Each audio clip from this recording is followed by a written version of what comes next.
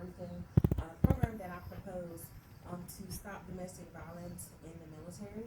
So the name of this brief is putting an end to domestic violence in the Army. Next slide. All right, this is our agenda. We're going to go through the introduction, overview, current policy, statistics, program proposals, and goals, implementation, conclusion, and if you have any questions. Introduction. My name is Nicole Meeling, and I'm a victim of domestic violence. As my first class, I was working in Hawaii as the S6 SOIC. When I returned from a deployment in Afghanistan, my husband started beating me. This violence went on for a year and a half. Okay, it was anywhere from him punching me in my face to trying to strip my clothes off of me, throwing me out of our home, to him throwing bleach in my face. All right, once he threw bleach in my face, that was the ultimate thing that made me realize that if I don't get out of this relationship, my husband is going to kill me. That domestic violence even was threats of violence.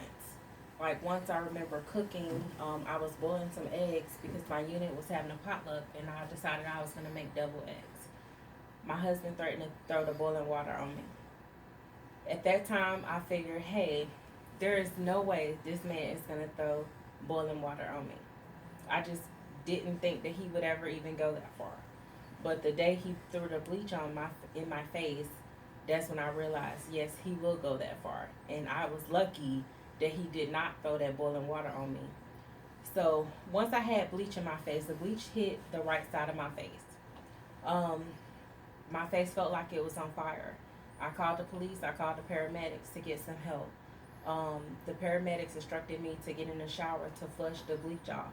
I was in so much pain, I could stand in the shower only for moments, but then I would have to get out and walk around because I was literally on fire. I couldn't sit still. Paramedics was taking a little long to get there, so I decided to take myself to the hospital. Once at the hospital, I was taken straight to the back. A Morgan lens was put in my eye to try to flush out all the chemical. Once I was released from the hospital, I went home, went to sleep. The next day, the complete right side of my face was completely swollen to where I couldn't even see out of my right eye. From then, I went to my unit sick hall because I had been treated at an off-post medical facility. And then I was referred to the opathology clinic at Tripler Army Hospital. From there, my chain of command, seeing the results of the abuse on my face, and realized that we have a problem. And that is why this project is so near and dear to my heart, to eradicate change in the military, because a lot of times we don't hear about domestic violence, but it has increased over the years in the military. All right, next. So the definition of domestic violence based on the military's definition is domestic violence is an offense under the United States Code of the Uniform and Military Justice or state law involving the use of attempted use or threatened use of force, violence against a person, or a violation of a lawful order issued for the protection of a person who is a current or former spouse, a person with whom the abuser shares a child in common, or a current or former intimate partner with whom the abuser shares or has shared a common domicile, which means a common residence. Next. All right, so here's the current policy that the DOD enforces. DOD Directive 6400 pretty much states that it is our job to prevent and eliminate domestic violence. We're to provide safety for the victims, hold abusers accountable, and then to coordinate responses with community programs such as ACS. All right, next slide. All right, current procedures. All right, so for now, this is what the military does for us. If you go to ACS and go to the Family Advocacy Program, you would see a lot of these programs being mandated. One of the big ones is October is Domestic Violence Awareness Month. All right, being said that October is domestic violence, and we really focus a lot on domestic violence in the month of October, what about the rest of the year? During the rest of the year, are we doing anything to advocate for domestic violence, for domestic violence victims? All right, this is often a silent crime that goes unreported. All right, next.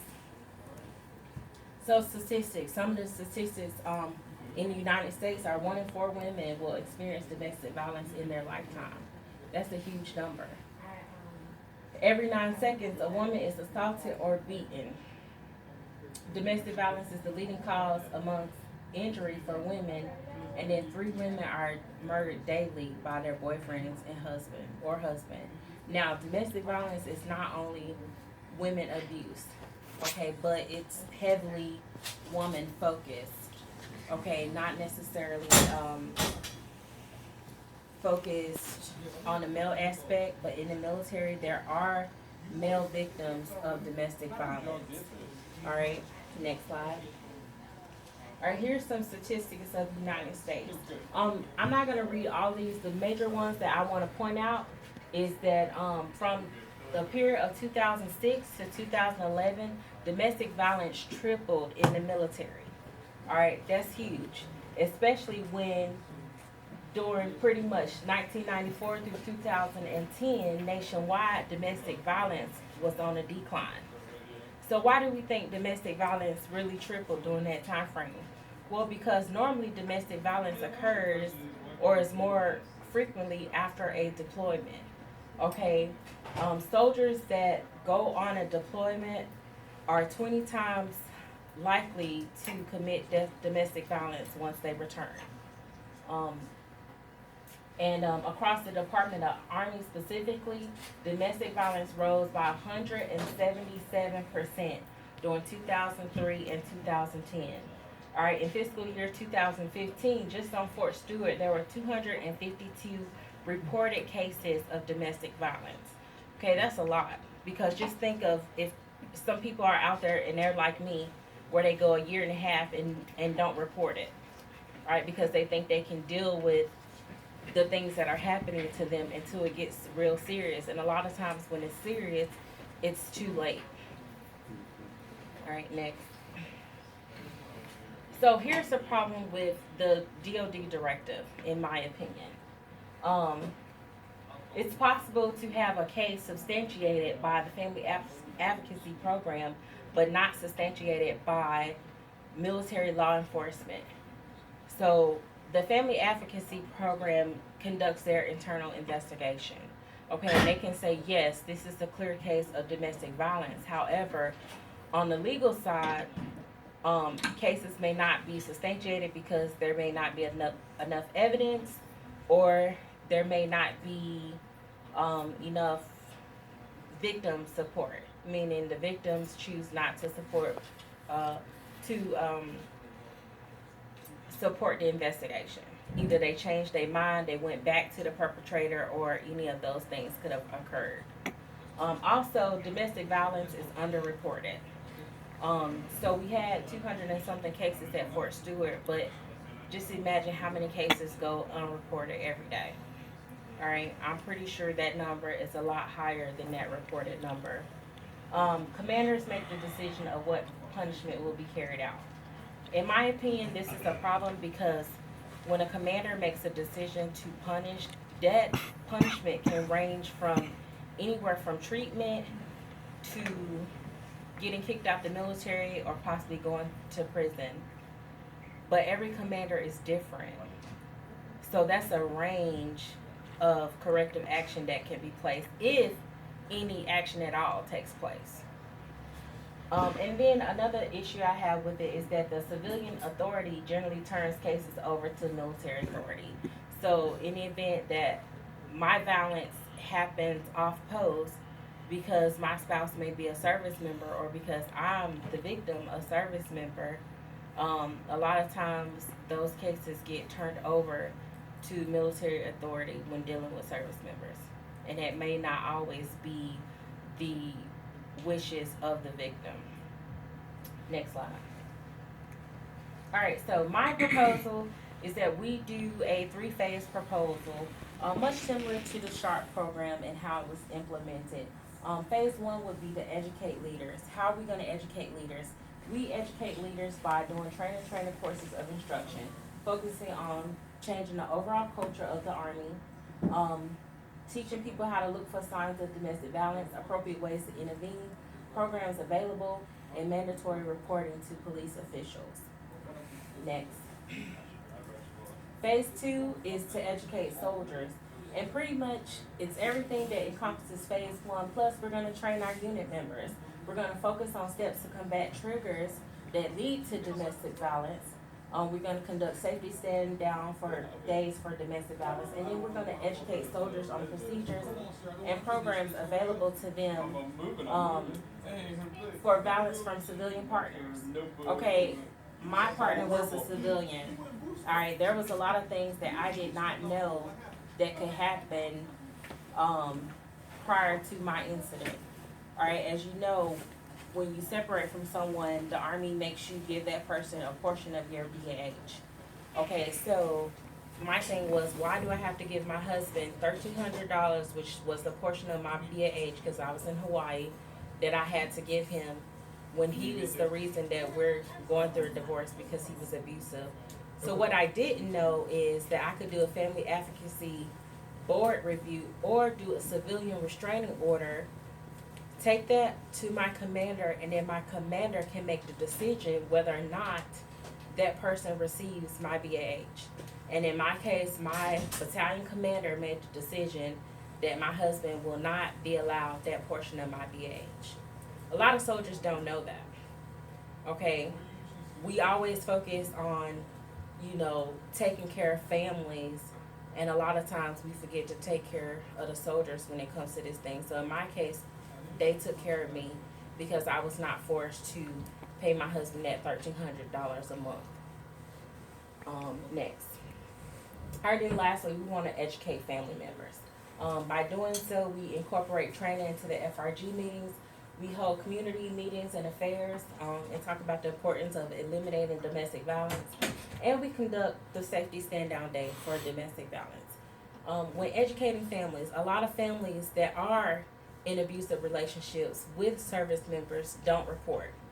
The main reason they don't report is because normally they're in a one-income home, meaning the service member brings home all the money. I'm going to endure this abuse until I literally can't take it anymore. Why? Because I can't afford to get out there on my own. I have small children, I don't work, he makes all the money, or she makes all the money, and I'm kind of stuck. Well, Family Advocacy Program has a program that if your abuse is substantiated and that you agree to stay away from your domestic partner, you can get a sort of pension for up to 36 months that will allow victims of domestic violence the financial stability to move on from their partners. Now, there's a lot of different parameters that go into that, but I think if a lot of people knew that that type of program was available, which I didn't know about it until I started doing the research for this, then more people would be more apt to report domestic violence. Next. Alright, so overall program goals is to eliminate domestic violence by increasing awareness of the problem, programs and services available to victims as well as alleged perpetrators to deal with triggers that result in criminal behavior. Change the Army's culture of reporting domestic violence. It is a crime. Prosecute perpetrators to the full extent of the Uniform Code of Military Justice at the court-martial level, taking the power away from commanders to punish under the Article 15 proceedings. Next. Alright, implementation. So, in order to implement this program, I believe it's going to take about 5 years to do so. Within that 5-year time frame, we must identify who our trainers are going to be. We must identify at least 2 per unit. We must send people across all the military installations to train these people, and then we must give the units time to reach 100% of trained personnel across their units. And then also we must incorporate the program into the FRG and into local community projects. Okay, not just focusing on it in the month of October. Alright, and then of course, in 2021, we will evaluate our program goals and initiatives to see has it helped with domestic violence and decreasing it within our Army. Next.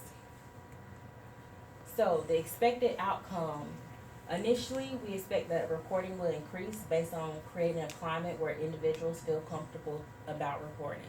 All right, so that's important.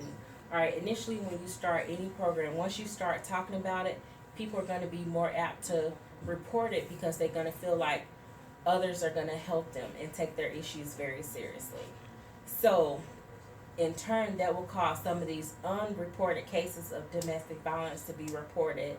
And then, ultimately, once the program is fully implemented and perpetrators are being prosecuted, we expect the number to decrease as punishment is known and awareness is high. So, it only takes one person to be made an example of, right?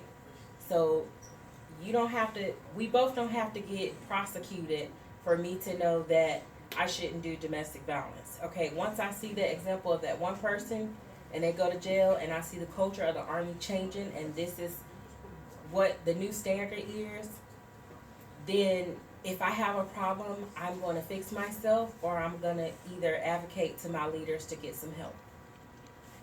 And that's just the main thing. And so that's why eventually we think the numbers will decrease because everyone's aware and plus, you don't have to make someone else's mistake. You can see that mistake. Next.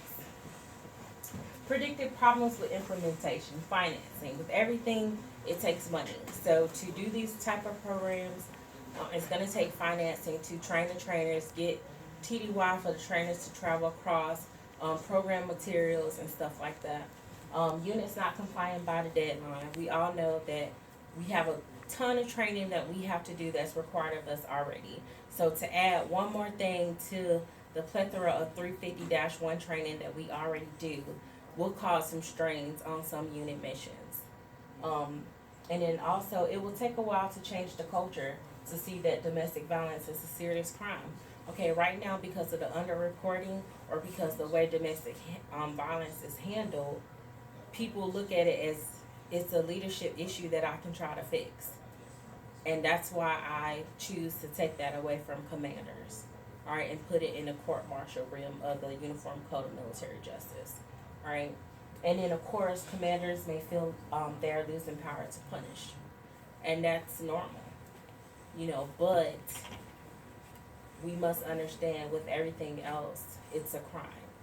We put a lot of emphasis on SHARP, and the numbers from sexual assaults and harassment to domestic violence are up there together. So why would we focus on one program and not the other? Both of them are equally important. All right, next. So in conclusion, there are many initiatives and programs that require mandatory training for service members across the Department of Defense. These programs would not be needed if there were no issues.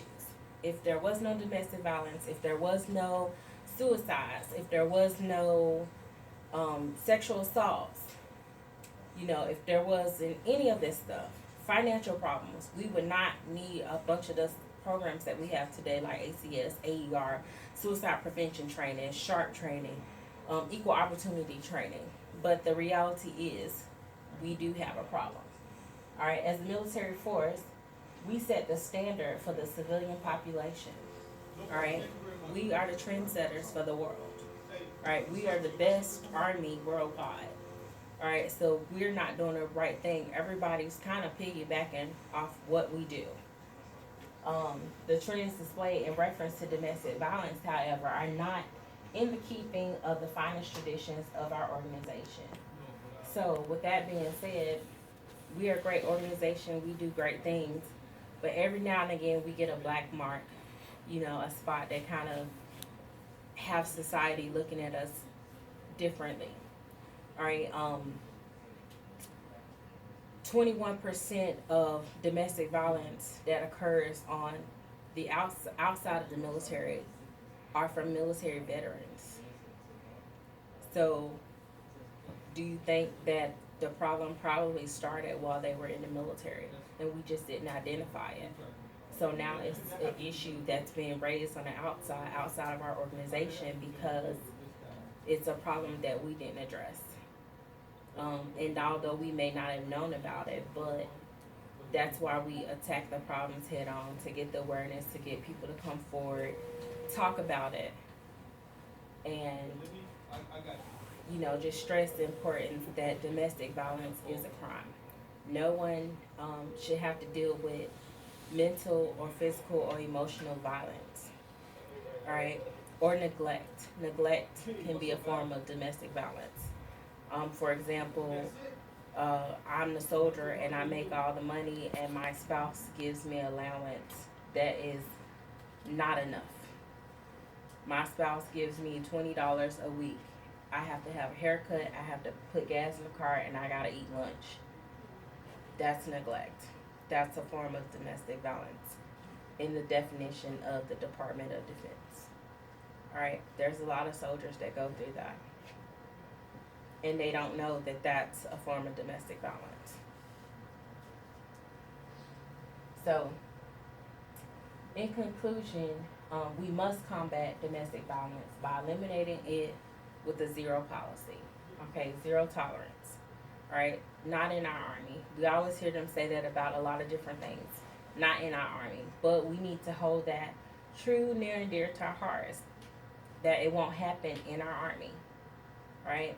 Only we can do that by advocating change within ourselves and then pushing that changes on our brothers and our sisters in arms. Next. Do you have any questions? All right, if there is no questions, next slide. These are the references that I can use. You can find out more information about domestic violence and the programs available to you at the ACS Center and at the Family Advocacy Program. I appreciate your time. Thank you very much.